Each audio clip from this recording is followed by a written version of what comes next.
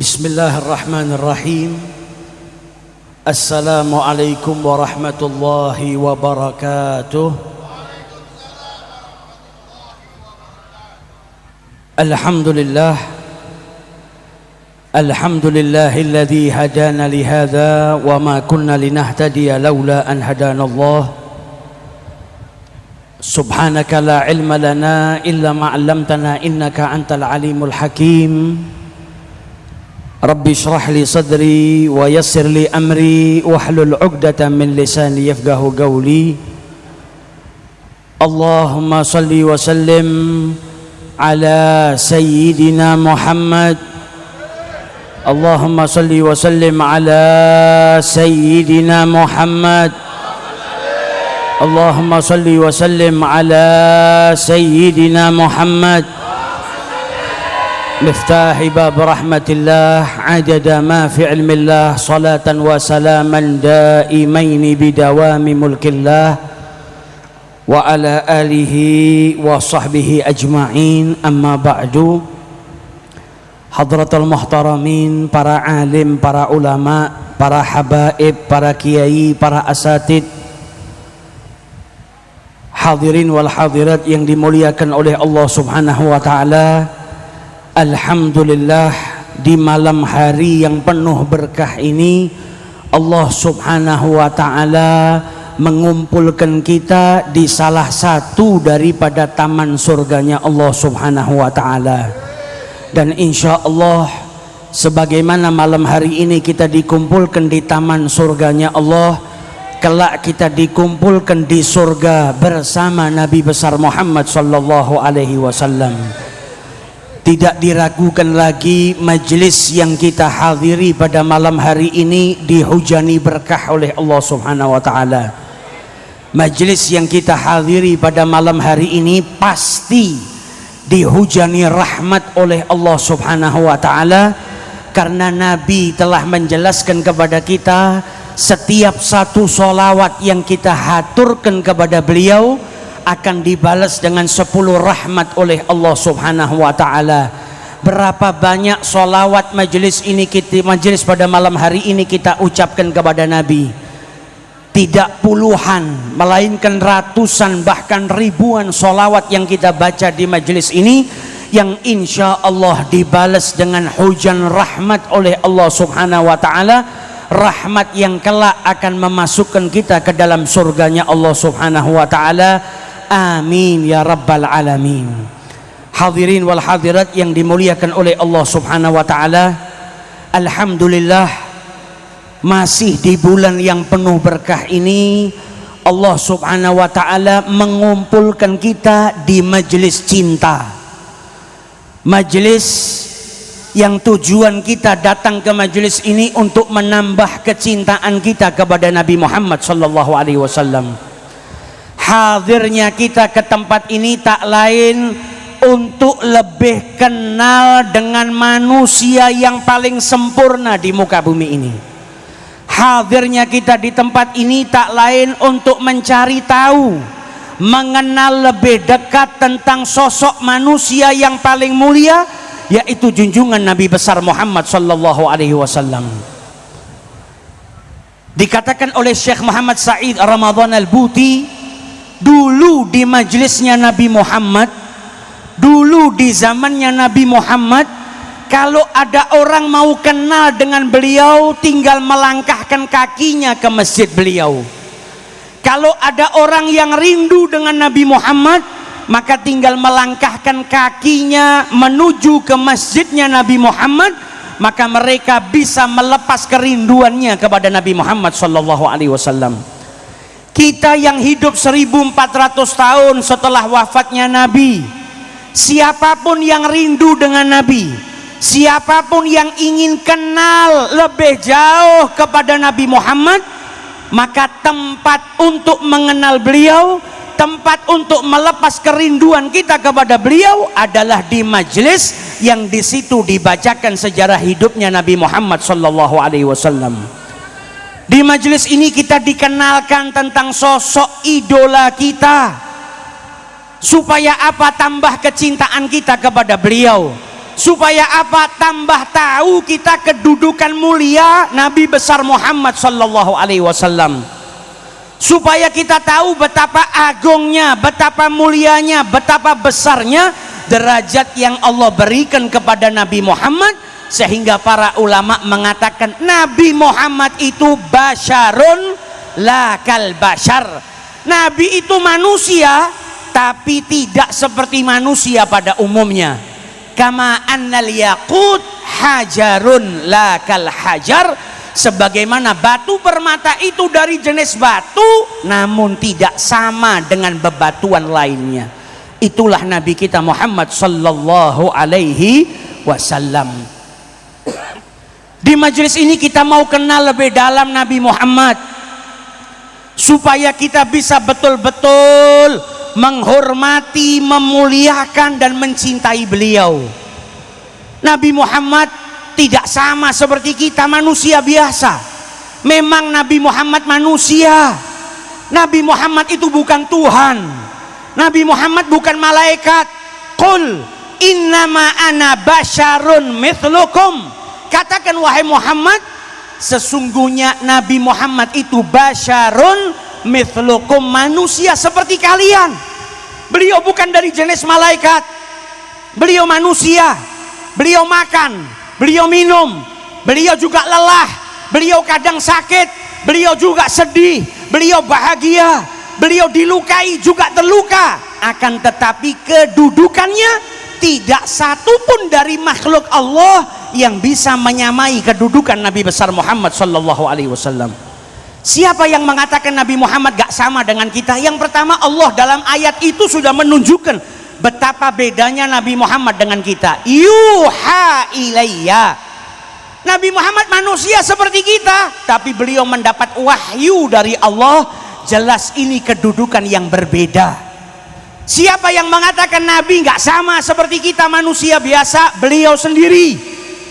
Nabi Muhammad pernah menyambung puasa, namanya saum al-wisal, yang kita umat Islam diharamkan, dilarang, karena ada perbuatan yang itu khusus hanya diperuntukkan untuk Nabi Muhammad. Kita nggak boleh ikut, nggak boleh kita mengikuti, karena itu khususiat bagi Nabi Muhammad. Selain daripada itu kita diperintahkan untuk ikut.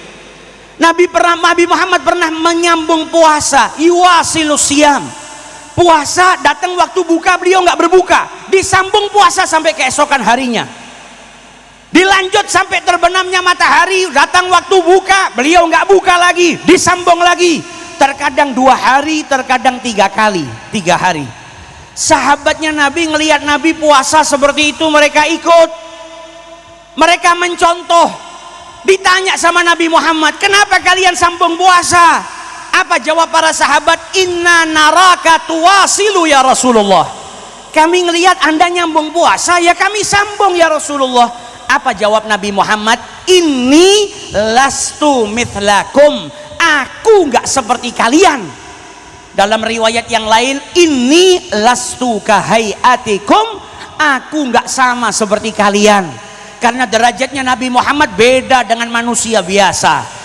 Kemudian Nabi jelaskan, abitu yut'imuni rabbi wa yasqini. Di waktu malam aku bermalam dan Tuhanku memberikan makan dan minum kepadaku. Yang dijelaskan oleh para ulama bukan makanan yang zahir, akan tetapi Nabi Muhammad diberikan kekuatan orang yang makan dan minum oleh Allah Subhanahu wa ta'ala, walaupun saat itu beliau sedang tidak makan dan minum. Kalau para sahabat nyambung seperti Nabi, mereka manusia biasa, mereka bisa binasa, mereka bisa sakit. Akan tetapi Nabi Muhammad, walaupun beliau tidak makan, tidak minum, beliau diberikan kekuatan oleh Allah Subhanahu wa ta'ala. Sallu ala nabi. Ini sudah menunjukkan kalau beliau nggak sama seperti kita. Kita lihat dalam Maulid Simtud Durar, disebutkan oleh Al-Habib Ali bin Muhammad Al-Habasyi dan diriwayatkan oleh para sahabat yang saat itu hidup di zaman Nabi Muhammad. Bagaimana kedudukan Nabi Muhammad yang berbeda dengan kita. Nabi Muhammad diberikan pendengaran oleh Allah lebih kuat daripada pendengaran manusia biasa. Nabi Muhammad bukan hanya mendengar ucapan orang yang ada di sekelilingnya, bahkan di dalam riwayat disebutkan beliau mendengar siksa manusia di dalam kubur yang sedang disiksa oleh Allah Subhanahu wa taala. Ada orang musyrik yang disiksa oleh Allah, Nabi dengar.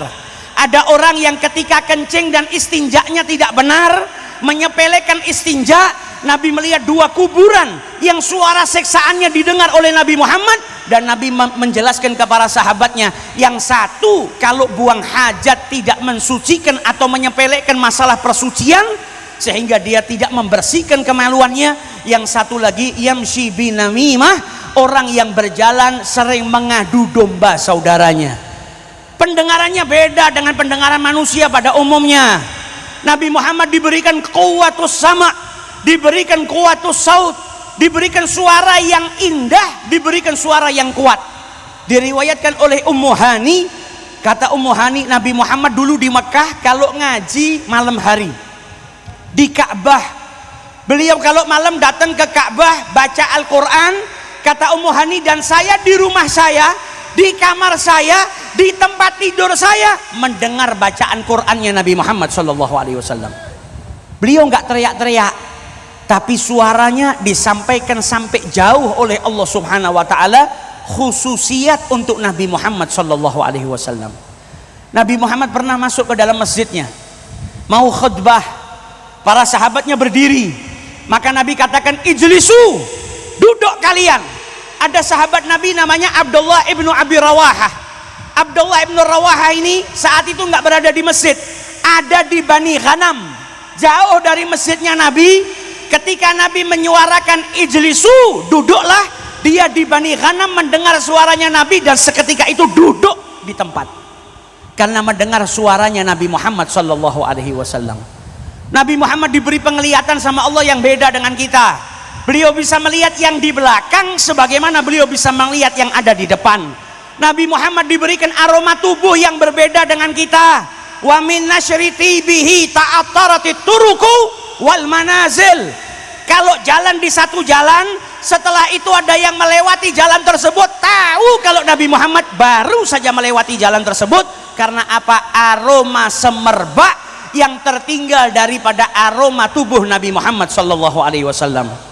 Anak kecil kalau kepalanya dipegang sama Nabi, sepanjang hari kepalanya wangi, dan setiap orang yang dekat sama anak itu tahu kalau kepalanya habis dipegang sama Nabi Muhammad karena tersisa bau wangi atau aroma semerbak dari Nabi Muhammad SAW. Ada sahabat Nabi yang pipinya dipegang, sepanjang hari pipinya wangi karena tersentuh dengan kulit tangannya Nabi besar Muhammad SAW. Ini derajat Nabi Muhammad baru dari segi fisik.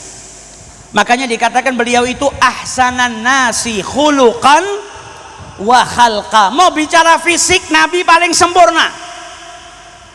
Mau bicara batin, mau bicara akhlak, mau bicara budi pekerti, nggak ada yang ngalahkan budi pekertinya Nabi Muhammad SAW. Sampai disebut dalam Al-Quran oleh Allah, wa innaka la'ala khuluqin azim. Saking mulianya, saking besarnya akhlaknya Nabi besar Muhammad sallallahu alaihi wasallam. Nah, di majelis ini kita mau kenal Nabi. Tujuannya apa? Biar cinta. Kenapa kita harus cinta Nabi Muhammad? Karena kita diperintahkan untuk cinta sama Allah dan nabinya melebihi daripada orang tua. Qul in kana aba'ukum wa abna'ukum, katakan wahai Muhammad, kalau orang tua kalian, bapak ibu kalian, anak-anak kalian, wa ikhwanukum, saudara-saudara kalian, wa azwajukum, pasangan hidup kalian, wa ashiratukum, keluarga kalian, wa amwalun iktaraftumuha, harta yang kalian kumpulkan, tijaratun taksyawna kasadaha, perniagaan yang kalian takut kehilangannya, wa masakinun tardaunaha, tempat tinggal yang kalian cintai. Kalau itu semua ahabba ilaikum minallahi wa rasulihi wa jihadin fi sabilihi. Kalau itu semua lebih kalian cintai ketimbang Allah dan Rasulnya dan berjuang di jalannya, ada ancaman dari Allah, fatarabbasu ay fantadhiru, maka tunggulah. Apa yang ditunggu? Hatta ya'tiyallahu bi amrihi, sampai Allah menetapkan perkaranya. Yang dijelaskan oleh para ulama, ay al-iqab, hukuman dari Allah, baik di waktu itu atau di masa yang akan datang. Jadi kita nggak boleh mencintai yang disebutkan tadi melebihi daripada kecintaan kita kepada Allah dan Rasulnya dan berjuang di jalan Allah. Kita diperintahkan cinta sama Nabi Muhammad itu sampai melebihi daripada cinta kita kepada orang tua, anak, dan seluruh manusia. La yu'minu ahadukum, tidak sempurna keimanan salah seorang daripada kalian, hatta akuna ahabba ilaihi, sampai dia lebih bisa mencintai aku melebihi daripada min walidihi, kedua orang tuanya, wa waladihi, dan anak-anaknya, wan nasi ajma'in, dan seluruh manusia. Dalam hadis ini dijelaskan sama para ulama, orang tua itu kan bagian dari manusia, anak itu juga bagian dari manusia. Kenapa Nabi nggak langsung nyebut tidak sempurna keimanan salah seorang daripada kalian sampai kalian bisa melebihi mencintai aku melebihi daripada seluruh manusia? Kenapa kok disebutkan spesifikasi min walidihi, orang tua, wa waladihi, anak, baru setelahnya seluruh manusia? Karena penerapan cinta itu beda-beda. Anak yang cinta sama orang tua itu cintanya dengan penuh penghormatan. Anak yang cinta sama orang tuanya berarti menghormatin orang tuanya, nggak ngangkat suara di hadapan orang tuanya, nggak bentak orang tuanya, nurut kalau diperintah orang tuanya. Maka engkau belum dikatakan imanmu sempurna sampai engkau bisa mencintai Nabi Muhammad dengan cinta yang penuh pengagungan, cinta yang penuh ketaatan, melebihi daripada cintamu kepada kedua orang tuamu. Kemudian disebutkan min waladihi, anak. Cara mencintai anak dengan cara mencintai orang tua berbeda. Cinta kepada anak itu hub atifiyah, hub hanan. Orang tua yang cinta sama anaknya, pisah sama anaknya 1 hari rindu. Keluar kota nggak betah lama-lama, sudah rindu, kepingin pulang, kepingin ketemu sang buah hati. Orang tua yang cinta sama anaknya rela ngorbankan nyawanya demi anaknya. Bahkan kalau anak sakit, orang tua terkadang berdoa kepada Allah, ya Rabb, pindahkan sakit yang ada pada anak saya kepada diri saya. Lebih baik anak saya sehat dan saya sakit daripada sebaliknya. Itu cinta kepada anak. Kita yang ngaku cinta sama Nabi Muhammad, pernah tidak rindu kepada Nabi seperti rindu kita kepada anak-anak kita? Maka tidak sempurna iman kita sebelum kita bisa mencintai Nabi Muhammad melebihi daripada cinta kita kepada anak-anak kita. Cinta yang penuh kerinduan. Gak betah 1 hari tanpa mengingat Nabi Muhammad. Gak betah 1 hari tanpa mengamalkan sunnahnya Nabi. Gak betah hari-hari kita terlewat tanpa ada salatan yattasilu biha ruhul musalli alaihi bih. Kita itu kalau sholawat sama Nabi sedang terhubung. Anda punya WhatsApp, kalau kirim pesan ke orang, orangnya sedang tidak online, kadang centang 1. Kalau online centang 2 tapi belum dibaca. Tapi kalau status di atasnya online, berarti kita bisa bicara sama dia. Dia sedang terkoneksi. Kita sapa, dia balas, kita tanya, dia jawab. Orang yang ngucap salam sama Nabi, ngucap sholawat sama Nabi, itu sedang terkoneksi dengan Nabi besar Muhammad sallallahu alaihi wasallam. Salatan, sholawat, yattasilu biha ruhul musalli alaihi bih. Setiap sholawat yang kita baca itu akan memperkuat hubungan kita, ruh kita dengan junjungan Nabi besar Muhammad sallallahu alaihi wasallam. Bayangkan Sayyidina Jabir ibnu Jamrah, Sayyidina Jabir ibnu Samrah, salah seorang sahabat Nabi, meriwayatkan hadis dari Rasulullah. Apa kata Nabi Muhammad? Kata Nabi, inilah a'rifu hajaran bimakkah kana yusallimu alayya qabla an ub'ats. Kata Nabi, di Mekah ada 1 bongkah batu yang kalau saya lewat, itu batu ngucap salam kepada saya sebelum saya diangkat jadi Nabi. Sebelum Nabi diangkat sama Allah jadi Rasul, Itu batu kalau dilewatin sama Nabi Muhammad ngucap salam, assalamu alaika ya Rasulullah. Kemudian Nabi mengatakan, inni la a'rifuhul an. Sampai detik ini kata Nabi Muhammad, saya tahu batu mana yang dulu ngucap salam kepada saya. Peristiwa sudah berlangsung jauh. Mekah batunya bukan cuma satu supaya mudah diingat, tidak. Mekah itu kota yang bukitnya banyak, batunya banyak, tapi ada satu batu yang gak dilupakan sama Nabi. Ada satu batu yang diingat sama Nabi Muhammad. Kenapa? Karena batu itu ngucap salam kepada Nabi Muhammad SAW. Kalau batu saja ngucap salam sama Nabi gak dilupakan, masa kita umatnya Nabi Muhammad yang ngucapkan salam kepada beliau dilupakan? Mustahil. Malam hari ini kita kumpul di majelis ini sholawatan ngucap salam sama Nabi. Tujuannya apa? Tujuannya supaya salam kita nanti menjadikan Nabi Muhammad ingat kepada kita. Karena batu ngucap salam gak dilupain sama Nabi. Insya Allah kita umatnya yang mengucapkan salam kepada beliau juga gak dilupakan sama Nabi Muhammad SAW. Kita berharap salam yang kita ucapkan menjadikan nanti di hari kiamat ketika dibangkitkan Nabi ngelihat wajah kita, kenal, oh ini dulu yang sering ngucap salam kepada saya, dan kita bisa mendapatkan syafaat daripada Nabi besar Muhammad sallallahu alaihi wasallam. Maka alangkah indahnya mari kita sama-sama di majelis ini dari kota Jogja kita ucapkan salam kepada sang pemilik Qubbatul Hadra yang ada di Madinah, yaitu junjungan Nabi besar kita Muhammad sallallahu alaihi wasallam. Assalamu alayka ayyuhan nabiyyu wa rahmatullahi wa barakatuh. Assalamu alayka ayyuhan nabiyyu wa rahmatullahi wa barakatuh. Assalamu alayka ayyuhan nabiyyu wa rahmatullahi wa barakatuh. Kita harap salam ini sampai kepada Nabi Muhammad dan dibalas oleh Nabi besar Muhammad sallallahu alaihi wasallam. Amin ya rabbal. Kita diperintahkan untuk cinta sama Nabi.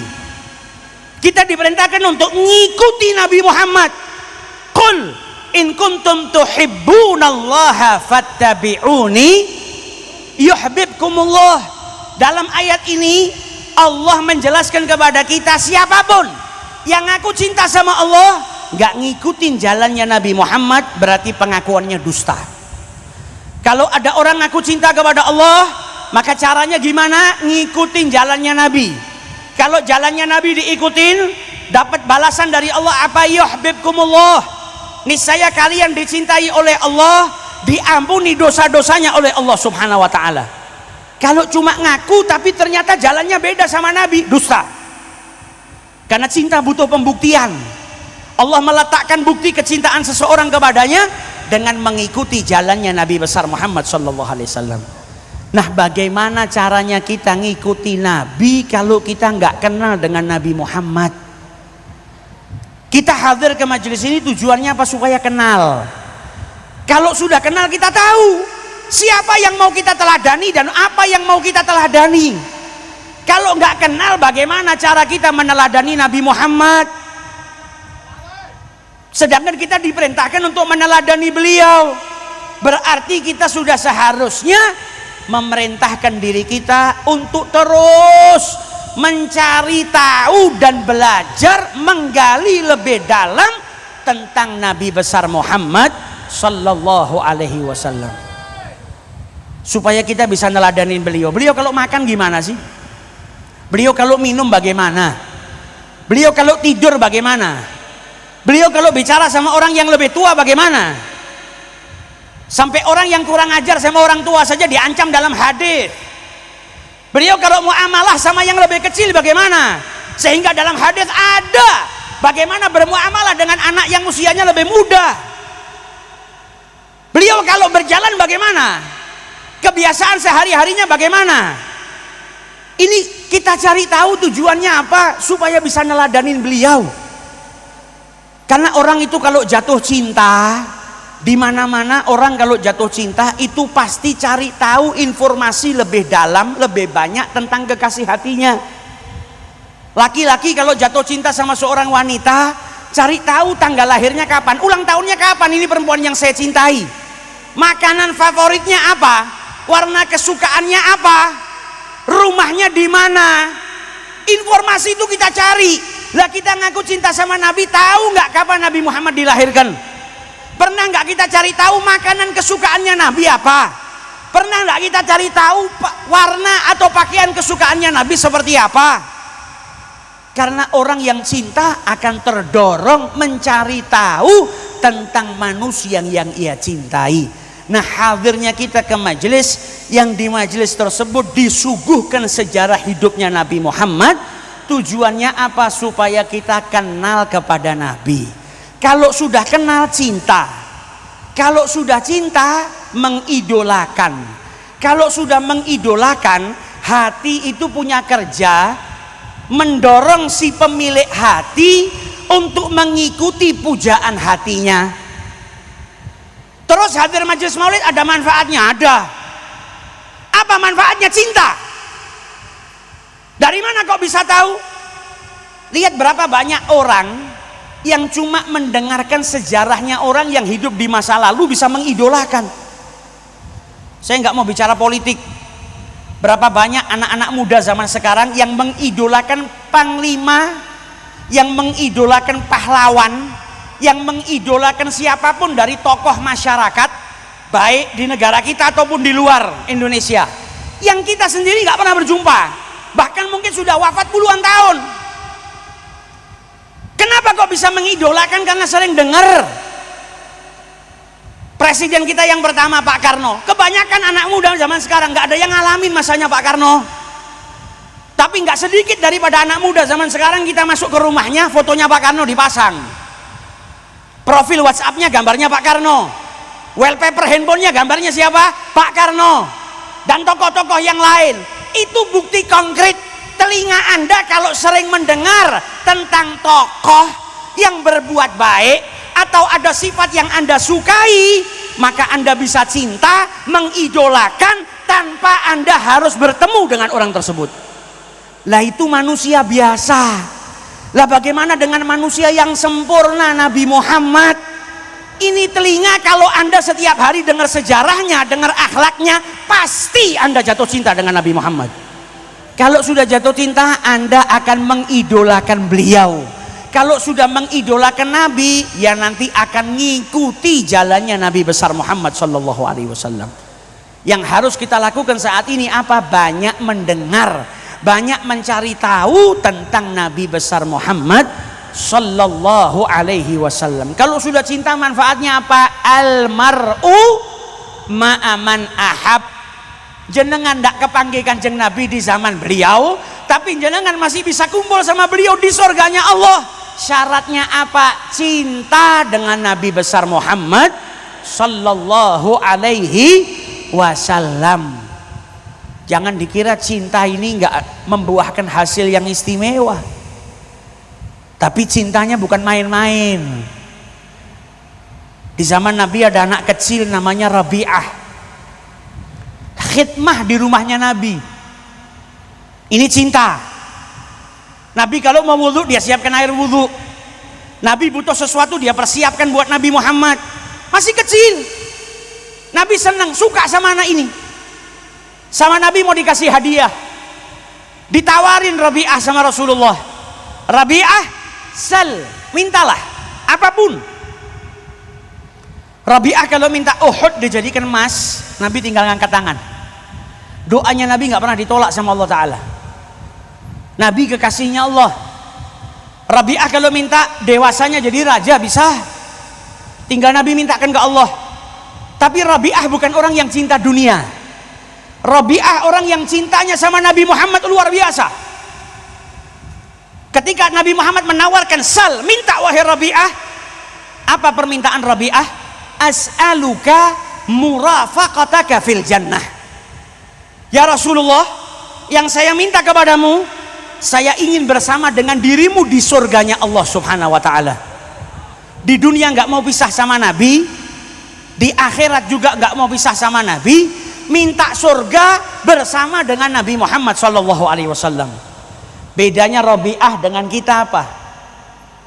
Kalau kita berharap mati masuk surga, orang kafir itu harapannya kalau mati juga masuk surga. Tapi pecinta Nabi Muhammad berbeda, minta di surga bersama dengan Nabi Muhammad sallallahu alaihi wasallam. Fi jannatin ma syaqani min wasfiha illa likauni hibbi fiha khayyama. Kata Habib Ali, surga, saya rindu dengan surga, saya pingin masuk surga, bukan karena sifat-sifat yang indah yang ada di dalam surga, bukan karena bidadari, bukan karena kalau pingin minum arak ada, bukan karena keindahan surga yang disifat-sifatkan dalam hadis dan Quran, tapi saya rindu kepada surga karena pujaan hatiku Nabi Muhammad berada di surganya Allah Subhanahu wa taala. Nah, ini para pecinta Nabi, permintaannya istimewa, nggak mau pisah dengan Nabi Muhammad karena buat mereka Nabi Muhammad lebih indah daripada surga. Nabi Muhammad adalah pujaan hati, dan kalau bukan karena Nabi Muhammad gak ada yang kenal dengan Allah. Kalau bukan karena Nabi Muhammad gak ada jalan bagi kita menuju ke surganya Allah Subhanahu wa taala. Itu semua ada berkat apa? Berkat perjuangannya Nabi besar Muhammad sallallahu alaihi wasallam. Jadi orang yang cinta sama Nabi beruntung. Ada anak muda di zamannya Nabi Muhammad cinta sama Nabi, namanya Talha ibnul Barra, rumahnya di Kuba, sakit. Nabi Muhammad dengar Talha ibnul Barra sakit, Nabi keluar dari Masjid Nabawi jalan ke Kuba.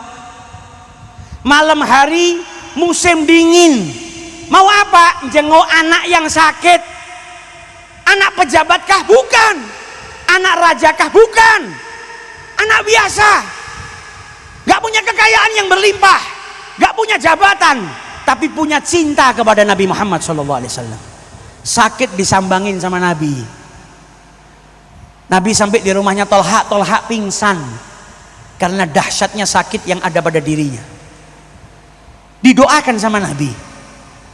Nabi kemudian berkata kepada keluarganya, saya gak ngelihat umurnya Talha panjang, umurnya sudah sedikit ini, sebentar lagi ajal datang jemput dia. Kata Nabi Muhammad, nanti kalau Talha wafat, cepat-cepat kabarin saya mau nyolatin anak ini. Kita kalau mati kenal sama orang soleh, berharap kita bisa minta sama orang soleh itu nyolatin kita atau supaya didoakan. Ini anak belum minta, Nabi yang minta. Kalau Talha wafat kabarin saya yang nyolatin, saya yang doain. Kenapa Talha istimewa di mata Nabi Muhammad? Mahabbah, cinta. Nabi pulang, Talha siuman, dikabarin Nabi jenguk dirinya, bahagia.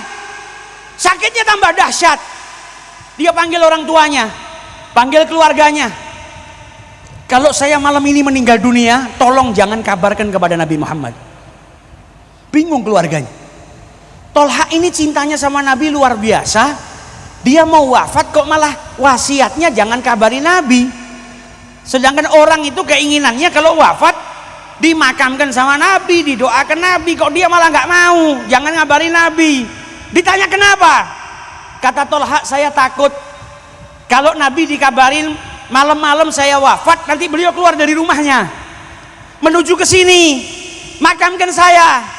Saya takut nanti di dalam perjalanan dari rumahnya menuju ke sini beliau dicelakakan oleh binatang buas atau orang Yahudi, dan saya nggak rela menjadi penyebab tercelakakannya Nabi Muhammad SAW. Rela mengorbankan keinginannya demi Nabi Muhammad SAW. Wafat, dimakamkan oleh keluarganya. Di keesokan harinya Nabi dikabarkan, diceritakan kepada keluarganya, kenapa Talha bilang supaya engkau tidak dikabarin ya Rasulullah. Maka Nabi keluar beserta beberapa sahabatnya menuju ke makam Talha. Sampai di makam, Nabi mendoakan Talha, ya Allah, temuilah Talha dan engkau tersenyum kepadanya dan dia tersenyum kepadamu. Doa yang indah dari Nabi Muhammad SAW. Didoakan sama Nabi supaya dapat ridhonya Allah. Ditemui oleh Allah, Allah tersenyum kepadanya dan dia pun tersenyum bahagia karena senyuman Allah atau ridho dari Allah Subhanahu wa taala. Kenapa Tolha dapat doa yang istimewa? Berkat mahabbahnya kepada Nabi besar Muhammad sallallahu alaihi wasallam. Maka dari itu ayo di bulan kelahirannya Nabi Muhammad ini kita tata niat kita. Bulan Rabi awal masih ada beberapa hari. Kita niatkan tidak ada hari yang kita lewatkan mulai dari hari ini kecuali ada sunnahnya Nabi yang saya kerjakan. Bikin reminder. Kita itu kalau mau meeting sama orang ada urusan dunia, kan kita tulis di handphone jam sekian, hari sekian, ada alarm yang bunyi. Buat sunnahnya Nabi Muhammad kita jangan teledor. Buat sunnahnya Nabi Muhammad jangan kita sepelekan, istimewakan Nabi Muhammad. Tulis di handphone kita, kasih tanggal. Besok hari Minggu saya mau ngamalkan sunnahnya Nabi yang ringan. Apa? Besok saya nggak mau ketemu orang kecuali saya mengucap salam. Assalamualaikum warahmatullahi wabarakatuh. Saya mau ngamalkan hadisnya Nabi, afsus salam. Dan saya besok kalau keluar rumah keluarnya kaki kiri, masuk rumah masuknya kaki kanan, dan baca ayatul kursi. Besok hari Senin saya mau ngamalkan sunnahnya Nabi yang lain apa? Insya Allah Senin saya mau sedekah 1 bungkus nasi kepada fakir miskin. Hari Selasa saya mau ngerjakan sunnahnya Nabi yang lain, sholat jamaah. Hari Rabu ada jadwal yang kita bikin untuk menghidupkan sunnahnya Nabi Muhammad SAW. Jadikan Nabi senantiasa ada di dalam hati kita. Jadikan Nabi kecintaan kita. Dan orang-orang dulu yang cinta sama Nabi Muhammad, kalau kita baca sejarah hidup mereka, kita akan merasa malu. Kita yang ngaku cinta ternyata belum ada apa-apanya dengan mereka. Saya punya teman, dia bikin pesantren kilat 1 minggu buat anak-anak kecil. 1 minggu pelajarannya cuma tentang Nabi Muhammad. Karena hadisnya Nabi memerintahkan alimu auladakum thalatha khisal. Ajarkan kepada anak-anak kalian 3 perkara. Masih kecil didikkan 3 perkara. Apa? Hubbu nabiikum. Cinta kepada nabi kalian. Ini pondasi. Wa hubbu ali baitihi, dan cinta kepada keluarganya Nabi. Kemudian wa qiraatul Quran, dan membaca Al-Quran. Maka daurah pesantren kilat itu dibuka 7 hari ngajarkan ke anak-anak kecil tentang Nabi Muhammad. Akhlaknya Nabi, sifatnya Nabi, kesempurnaan Nabi Muhammad, sejarah hidup Nabi yang singkat. Setelah 1 hari ini sama Ustadz ini diperintahkan anak-anak tadi mengutarakan cintanya lewat surat buat Nabi Muhammad. Ayo semua anak-anak tulis surat buat Nabi, ucapkan kegembiraan kalian dan rasa cinta kalian. Tulis surat pada Nabi Muhammad, kemudian dimasukkan ke dalam balon. Balonnya ditiup, kita terbangkan, semoga balon itu sampai ke Madinahnya Nabi Muhammad SAW. Namanya anak kecil. Maka mereka semua nulis surat, dimasukkan ke balon, diterbangkan. Ada salah satu balon yang nyantol di rumahnya.